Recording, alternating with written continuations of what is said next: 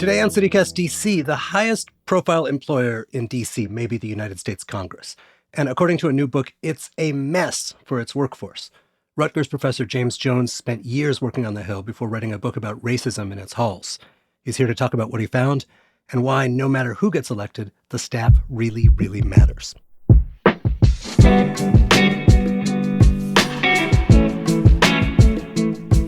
Today is Thursday, August 15th. I'm Michael Schaefer, and here's what DC is talking about.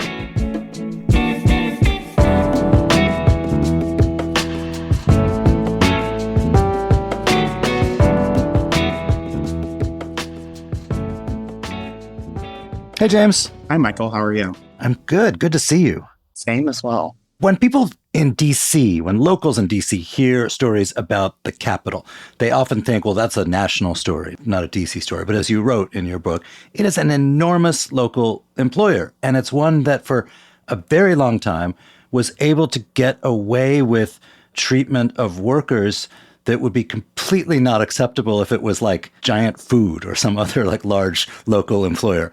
What are some of the examples of that? From the very beginning, if we're thinking about Congress as an employer, it's very much tied to it being the Capitol. So I think one of the things that really drew me in this work was the historical aspect of it. And you have African Americans since, slavery migrating to DC. And in many ways, they wanted to work in the Capitol because this was the best job that you could get. It was one that was tied to their citizenship, right? So the idea that, Washington, D.C. is this sort of chocolate city, in many ways becomes or starts with Congress as, this really major employer, right? There were so many African Americans who were really motivated to work in Congress, not necessarily in staff positions, but as service workers, because it represented a really dignified workplace, one which they wouldn't experience, discrimination. They could get a really good job. For a long time, well after the Civil Rights Revolution, well after, after there were large numbers of Black legislators, Congress exempted itself from all kinds of basic rules about non-discrimination in hiring, about sexual harassment, about all kinds of things. And you write about, in some ways, it is still exempt from things that we would expect from any employer. Right, that's right. So this year, in July, we celebrate the 60th anniversary of the Civil Rights Act, which is, some have argued, the most important law that Congress has ever passed. It removed racial and gender discrimination barriers from the workplace, catapulting women and men of color into these really elite workplaces. What was noticeable about this law is that it didn't apply to Congress. And so Congress earned this really dubious name, the last plantation. Over the last 6 decades, Congress has tried to sort of close this loophole. But still to this day, there are things that Congress doesn't really comply with.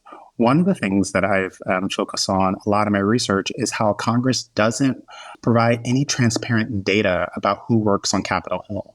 So if you're thinking about a large employer, whether it is GM or Apple, they are all governed by the Equal Opportunity Commission. They have to report, annually who is working at the Apple store or who is working at their corporate headquarters. And this data can be quite illuminating.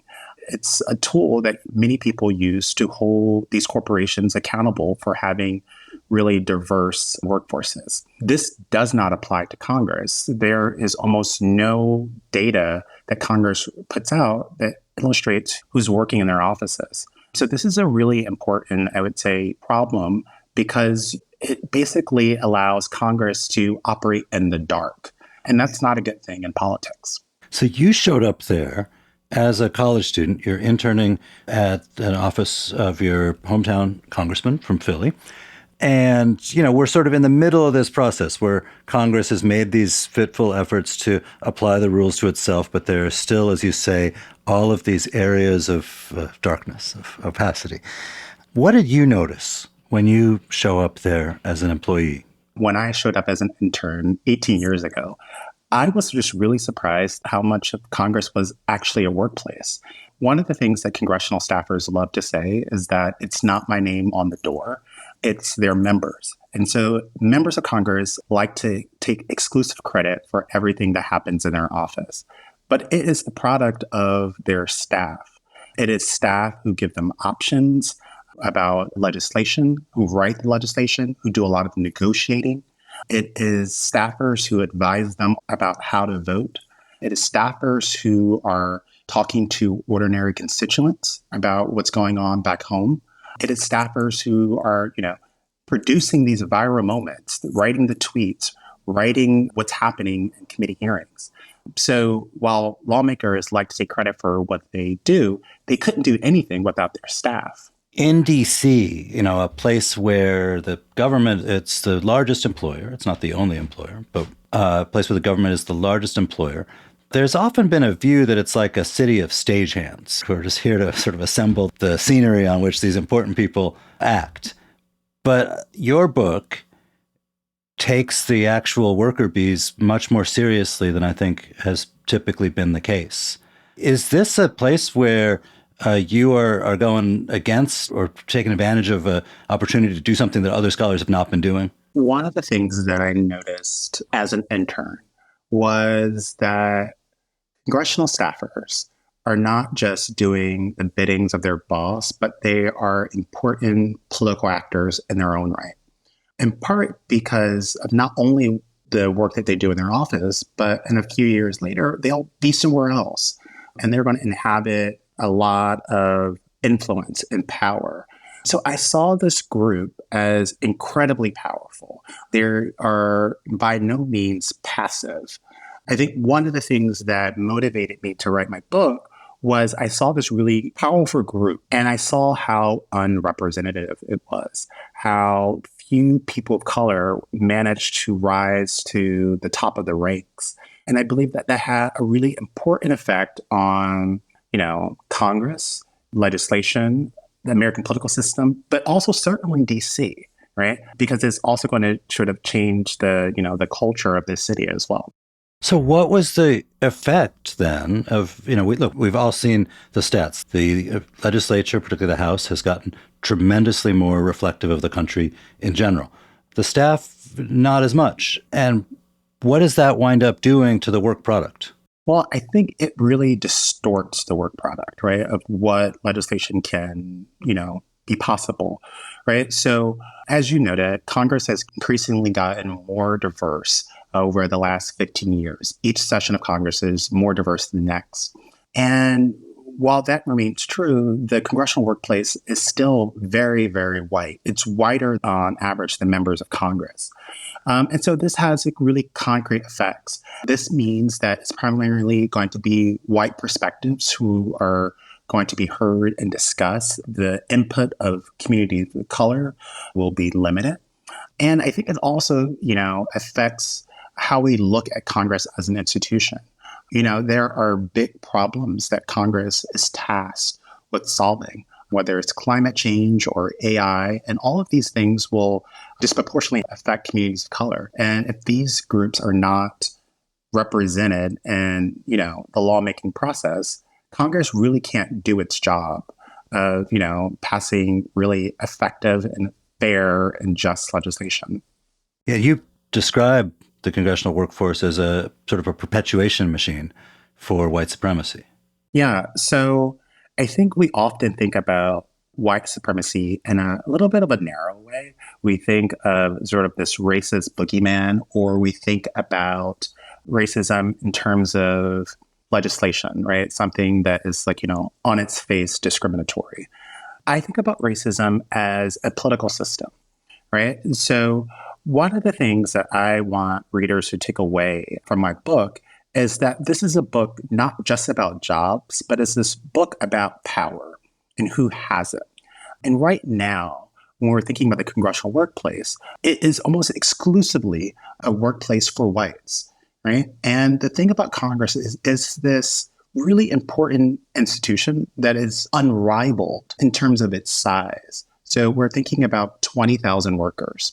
And there's so much turnover in Congress. And, that's a lot of DC chatter about, these offices and how bad they are sometimes. But there's a lot of turnover in Congress. Congress. And so the turnover combined with the size, you have a lot of people filtering in and out of Congress. They're getting this really important credential, which allows them to work in other aspects of government, whether it is in the White House or the Supreme Court, whether it's working on K Street, whether it's working at a think tank or in academia or going, back somewhere home across the country to work in state and local government. So Congress is producing two things. It's producing policy, but it's also producing personnel. And this personnel is overwhelmingly white. And it's these people who have a really outsized hand in shaping our politics today.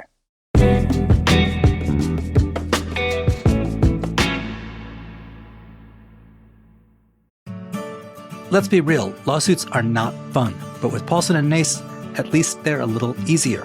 Paulson & Nance is a DC law firm in every sense of the word. It was founded here in 1979. Partner Chris Nance is a local who cares deeply about the DC community, even serving on the board of the local branch of the Living Classrooms Foundation in his free time. Nance and his associates Samantha Peters and Maya Perry handle medical malpractice, wrongful death, and other complex injury cases. And they don't just settle every case. They'll go to court. They'll fight for you. Paulson & Nance has even been recognized as one of U.S. News' best law firms. So if you have been hurt or lost a loved one because of someone else's mistake or negligence, call Paulson & Nance for a no-obligation consultation. Visit www.paulsonandnace.com. That's PAULSONANDNACE.com. Or call 202-463-1999.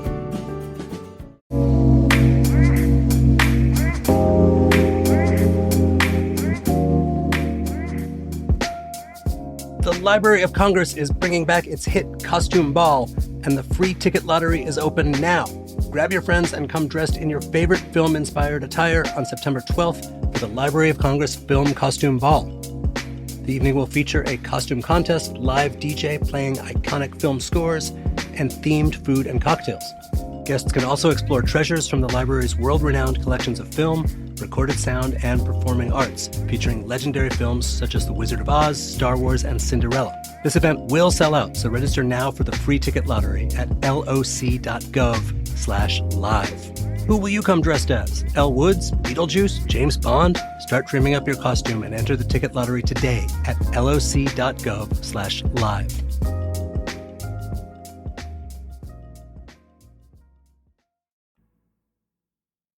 So one of my favorite chapters in your book is about the nod. Yeah, so the nod is, it's short for the Black nod. It is a common cultural gesture exchanged among Black Americans, I would say. And it's a subtle lowering of the head. It is an act of recognition to say, hey, I see you when you encounter another Black person, particularly, I would say, in a white space. So you're there, you're like 18 years old, and you see John Lewis in the hallway and you get the nod. Yes. Must have been an amazing feeling. It was. So I'll say, I first started working or noticing like the nod, as a young Black professional in an office where I felt incredibly invisible and marginalized as an intern. And, this wasn't my first internship. And I had a lot of experience as an intern on the Hill, almost 2 years at this point. And I was working in an office where I didn't feel seen. And I volunteered as much as possible to get out of the office, to go get something signed or go pick up a package. And I found myself nodding to other African Americans, John Lewis, other staffers, service workers. And it was a moment where, particularly when you're like nodding to John Lewis, where you feel very connected to history and where you feel very connected to the Black freedom struggle. And so it was this really interesting moment, literally a moment, where I had a connection with another African American. And it reminded me why I was here in Congress. And it gave me a little bit more strength that day to keep my head up and, do my work and to persevere. And so I used the nod as a way to understand the Black experience in Congress. It's an incredibly white space, right?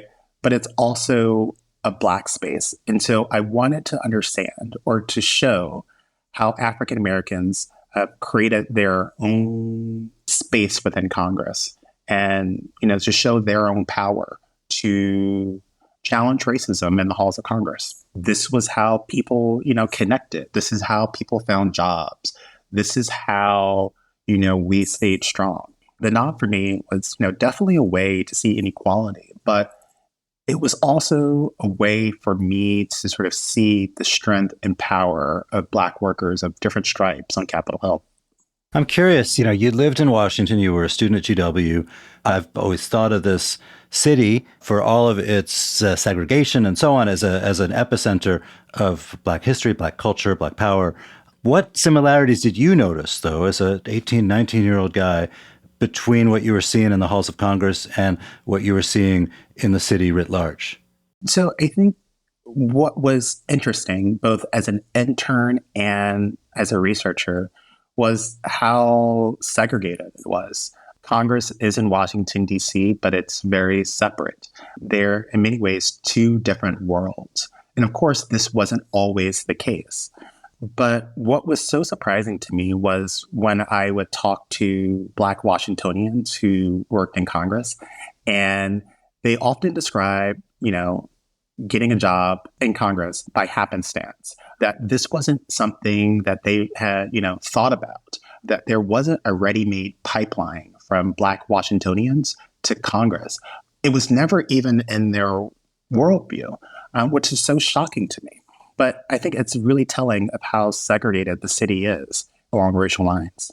You do, in your book, come up with some fairly concrete suggestions for what Congress ought to do differently as a workplace. What are some of the big takeaways?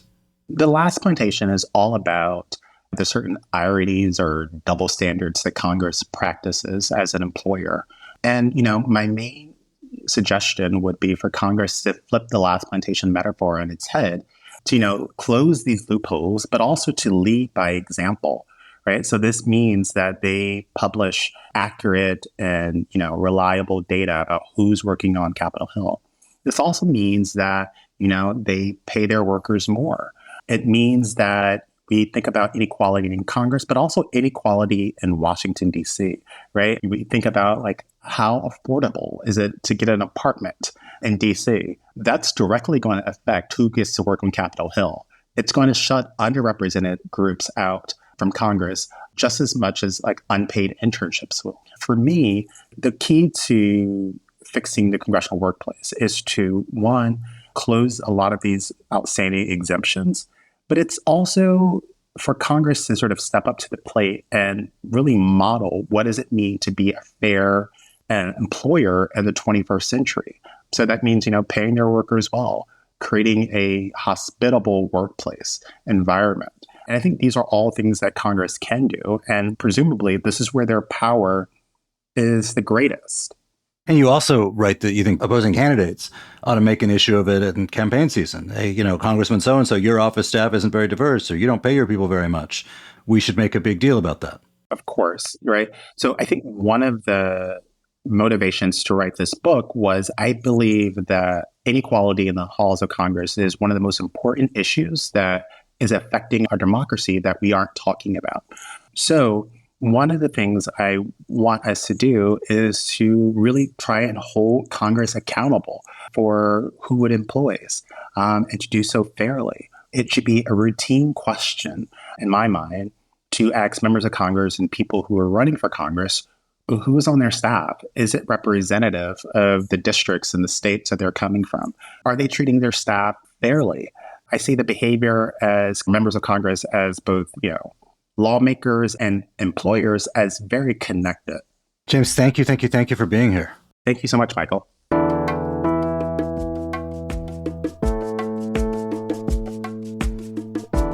And that is all for today here on CityCast DC. If you enjoyed the show, why not tell a friend, rate the show, leave us a review, and subscribe to our morning newsletter. We'll be back tomorrow morning with more news from around the city. Bye.